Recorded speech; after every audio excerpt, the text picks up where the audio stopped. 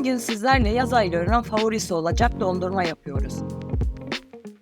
Öncelikle sütü ve krem şantiyi uygun bir kapta yoğun bir kıvam alana kadar mikserle çırpalım. Ardından kakao ve çikolatayı ekleyelim.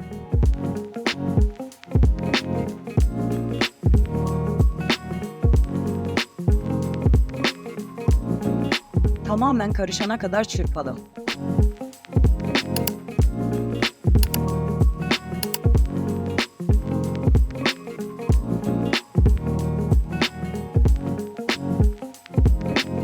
Tepsimize bisküvileri dizelim.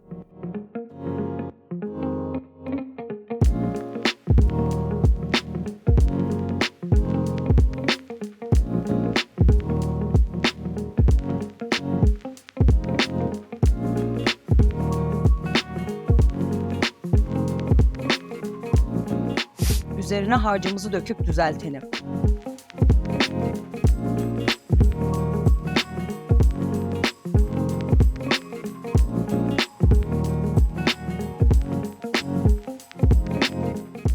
Düzelttikten sonra tekrar bisküvi dizelim ve buzlukta 4-5 saat donduralım.